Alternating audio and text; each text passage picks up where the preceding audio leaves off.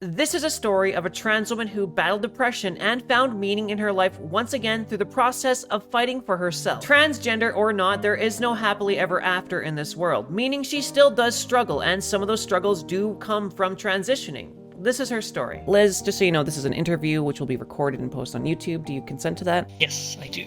Perfect. So I figured we could just jump right into getting you to tell us a bit about your story. The TLDR, the key points of your story so far. Yeah, so I guess the key points of my story are probably that I've kind of consciously realized that I was trans maybe in the last 2 to 3 years. Really during COVID, when I had a chance to kind of look more in at myself, that's really when I kind of came to the realization that things I've been dealing with my whole life are related to this aspect of my life. So when I was in high school and a child, this was not really a topic that was talked about ever. There was plenty of trans individuals, I'm sure, but it wasn't like they were in the public forefront necessarily as they are today, and it's topics that are talked about frequently. A lot of people say that they always knew growing up. For me, that wasn't necessarily the case. Like, I had a lot of problems growing up with depression, with mental problems. In hindsight, I can see that they were all really related to this. I have severe anxiety these days, and I had problems with that growing up too, but that's really just because of some of my dysphoria and some of my struggles with kind of just going outside and being myself and being perceived as the one that I want, as the way that I want to be perceived. That's kind of a quick TLDR. I could delve into a lot of different areas, but that's a quick TLDR. Well, it's, super understandable. Firstly, I want to brush on the topic. So I come from a different time where back in the day, it was not a discussed topic. Like, transgender individuals were definitely a thing, but and at the time, people just didn't know about HRT or what it could do or what it was.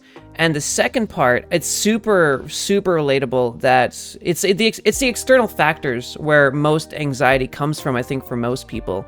I don't know if that's exactly what you're getting at, but I feel that that's a pretty common thing in our community. Oh yeah, for sure. Like my anxiety when I started HRT and started kind of transitioning more officially, that's when my anxiety got extremely bad, and I had never been on any sort of medication until this year actually. I started transitioning back in January officially, but it wasn't a smooth process, and I ended up having to stop halfway through actually because my anxiety got super bad. I ended up in the hospital. I actually was on a flight to New York City, and the flight had to be basically taken to the ground, and I had to be taken to the hospital because I passed out on the plane and they thought I was having a heart attack. It was really just a severe panic attack, and that was entirely related to my gender dysphoria and just everything building up over months.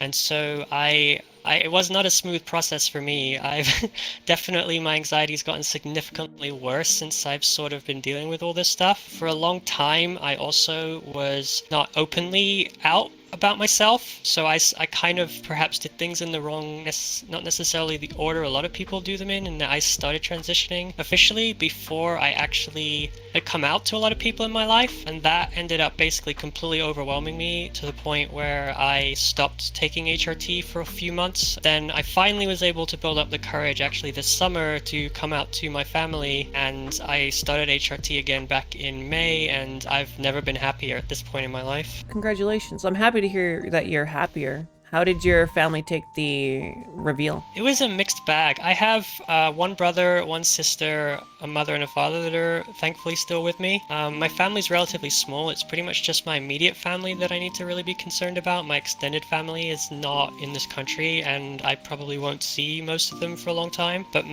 it was a mixed bag. My mom, my sister, and my brother were reasonably accepting, although my mom doesn't necessarily know how to express it all the time, but she's at least trying. Bless her heart, she's adorable. My dad, on the other hand, is a little bit more of a tough cookie to crack. He said a lot of somewhat hurtful things when I came out to him. We had a conversation for about 5 hours where he just repeatedly kept referring to me as his son and kept telling me that he's never going to be able to give up on that idea. And so I know he's trying. I don't necessarily hold it against him because I know he wants to support me. I just think he's really struggling internally internally with his view of the world and his view of me, and growing up with a son, and now he suddenly doesn't have a son. So it's been a mixed bag. My dad's going to take a little longer to come around, but I think he will eventually. It's just going to take a lot longer. Well, I'm glad to hear that your family is on board, at least. I know that a lot of fathers do have that struggle, but from what I see, now it's not all the time, of course. Fathers tend to come around eventually. They're just, like you said, a tough cookie to crack. But overall, that's a huge W. I'm sorry that that 5-hour situation happened, however. It was a good conversation, though. We had a lot of conversation, too, about just gender norms and how it affects society and things like that as well. My dad's a scientist, so he pretty much needs a concrete example of everything. And it was very an interesting conversation. I had to teach him a lot of stuff that he just basically wasn't aware of whatsoever. Oh, I see. Okay. So, scientist, that makes sense. All about the facts. Yeah, pretty much. So then, what are some key conflicts you experienced outside of that, if anything at all? And now you mentioned the anxiety, which we won't delve too much into because you covered that pretty well, and I think it's probably a bit of a touchy subject. But is there anything else specifically that you've experienced that is difficult? I think perhaps another difficulty is my work life and how that's been affected. During COVID, everyone was working from home, so it wasn't really a problem. I could just work remotely and be who I wanted to be and not really worry about it. I didn't have to be on camera or anything. That wasn't really a job requirement. But now with the recent push a lot of companies have to return to the office, I'm kind of being forced back into the office against my will. And with my recent coming out and realizing that I'm trans and everything over the past few years, it's a huge source of anxiety for me to have to be in the office setting. So it's been an extremely stressful couple of months, honestly, with HR and going back and forth and trying to explain to them that they should let me work from home, and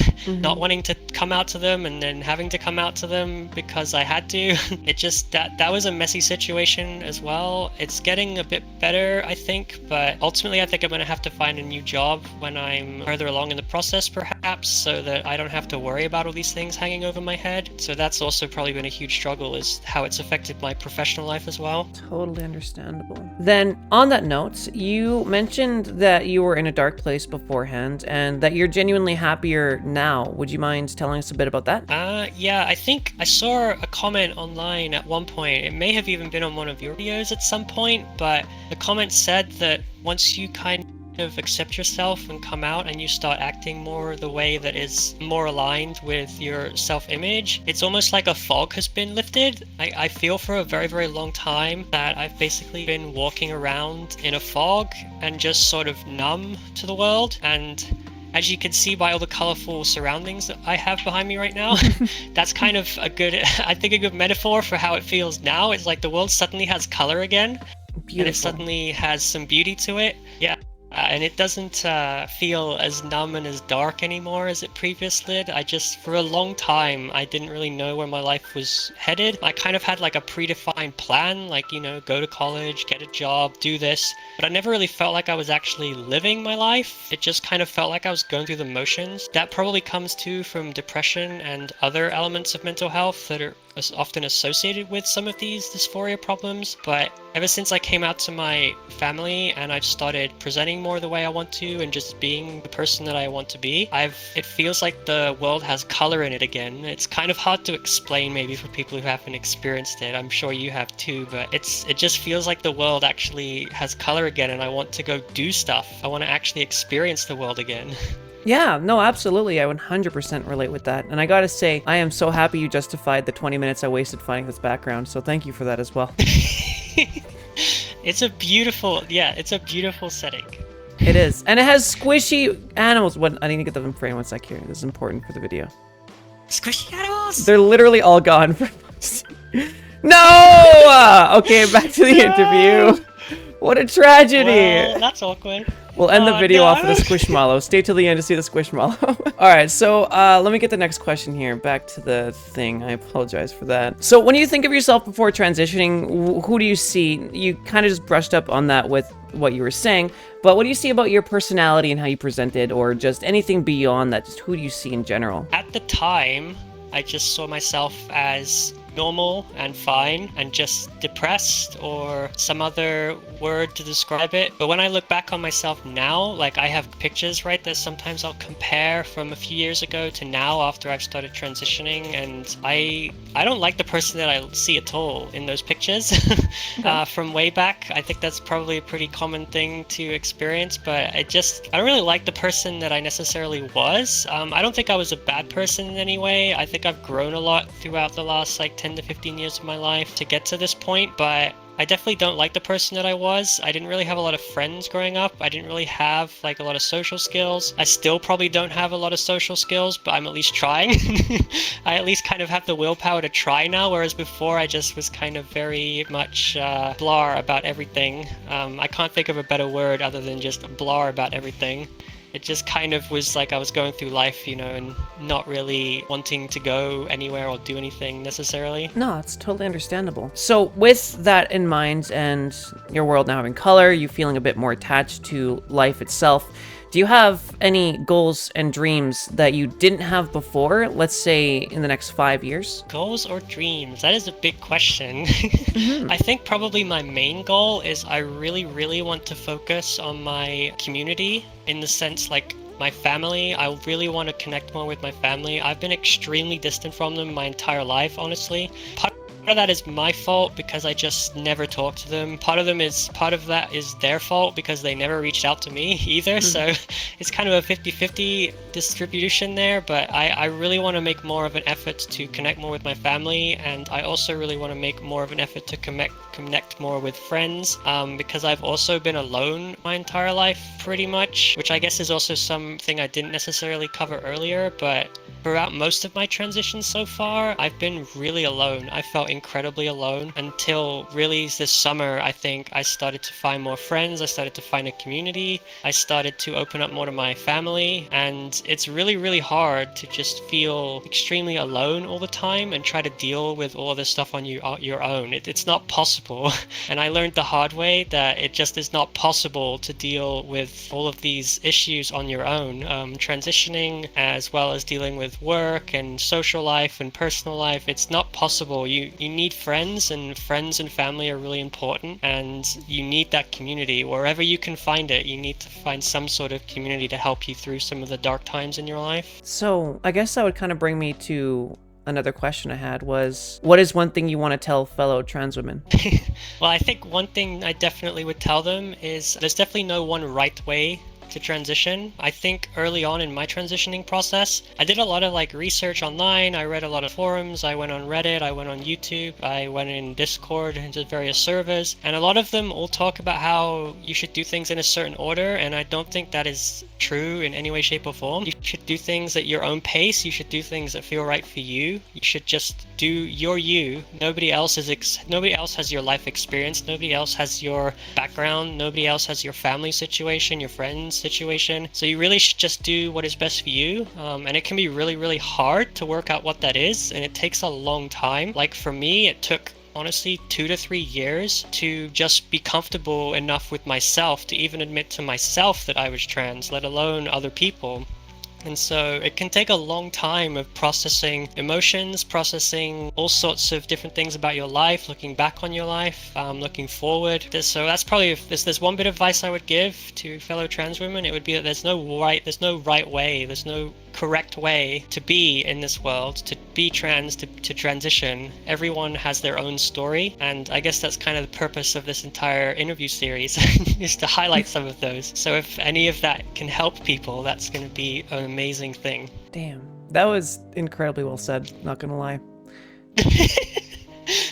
I'm not even that good with words. Well, I mean, that was pretty good. I'll give you that. So, well, is there anything else then regarding your story or your experience or your dreams going forward or your ideals that you regret not sharing in this interview that you'd want to get out now? Maybe the only other thing I didn't touch on too much is my coming out story to family and friends was an extremely difficult one for me, just because my family never talked to each other. Like I said earlier, we had those issues, barriers of communication. We just never talked about anything in my family, and it was a huge source of anxiety and stress for me for a very long time. But just know that If you're worried about coming out to your family, to friends, I think in a lot of cases you'd be pleasantly surprised how many people want to be there for you and want to support you no matter what.